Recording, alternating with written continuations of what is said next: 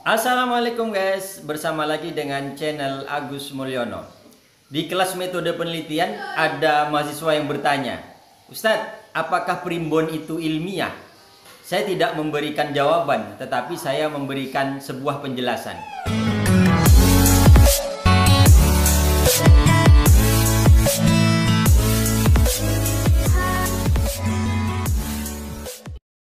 Andai saya membuat instrumen, membuat angket yang isinya kecenderungan perilaku, kecenderungan hobi, kecenderungan habit, kecenderungan kesetiaan terhadap pasangan, pekerjaan yang disukai, dan lain-lain.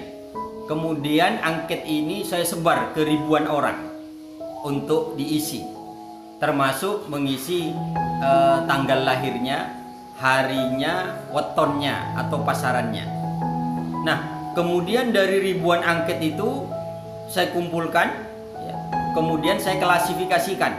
Yang lahirnya hari Sabtu Kliwon, saya kumpulkan sesama Sabtu Kliwon. Yang hari lahirnya Jumat Manis, saya kumpulkan semua angket yang lahirnya Jumat Manis. Yang Kamis Pon, semua saya kumpulkan yang Kamis Pon. Nah, kemudian saya membuat laporannya. Kalau yang lahir Jumat Kliwon, maka kecenderungannya seperti ini. Yang tanggal lahirnya Sabtu Legi umpamanya, ya. Jadi kecenderungannya ini. Nah, saya buat menjadi sebuah laporan, kemudian saya beri judul primbon ilmiah. Nah, apakah ini tidak termasuk ilmiah? Saya tidak mengajak untuk percaya kepada primbon, tetapi saya ingin mengajak untuk bijaksana dalam melihat karya para pendahulu sebagai khasanah yang perlu kita perhatikan. Para pendahulu, nenek moyang sedemikian rupa telah melakukan pengamatan terhadap alam, niteni alam, kemudian dicatat, dan yang perlu diperhatikan bahwa apa yang dilakukan oleh nenek moyang tidak ada tendensi macam-macam. Yang ada dalam benaknya hanya mengamati alam, niteni alam, terus dicatat. Contoh lagi tentang karya nenek moyang yang sejak dulu menjadi pegangan para petani, yaitu Pranata Mangsa atau kalender musim. Pranata Mangsa adalah hasil dari pengamatan terhadap alam, kecenderungan-kecenderungan alam berkaitan dengan musim, kemudian dicatat, sehingga Pranata Mangsa menjadi pegangan petani untuk menentukan kapan waktunya menanam, kapan waktunya pemupukan dengan memanfaatkan sisa-sisa pertanian.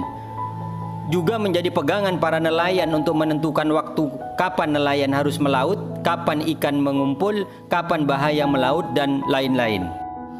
Para pendahulu membuat karya, mengamati alam, bertujuan hanya untuk mengetahui tanda-tanda alam sebagai pegangan untuk kemudian tetap menjaga keharmonisan alam atau keseimbangan alam.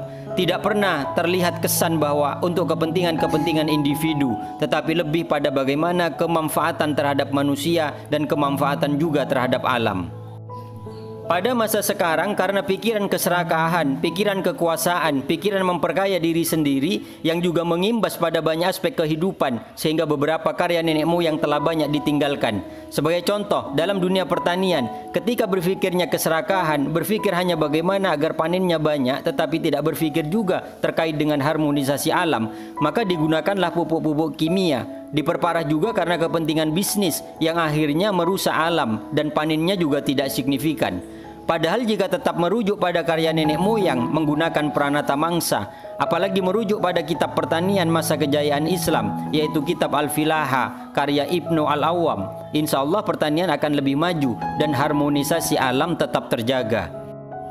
Kenapa terjadi global warming? Karena keserakahan, kekuasaan, sehingga tidak lagi menjaga keharmonisan alam.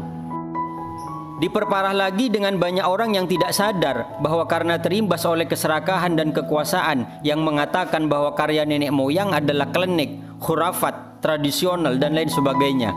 Tidak melihat secara utuh mulai dari motivasi pembuatan karya sampai pada kemanfaatan. Maka dari itulah kita seharusnya menghormati dan menghargai karya nenek moyang kita sebagai kekayaan dan sebagai jati diri bangsa untuk meningkatkan kepercayaan diri kita sebagai bangsa yang besar. Wallahu a'lam bishawab. Wassalamualaikum warahmatullahi wabarakatuh.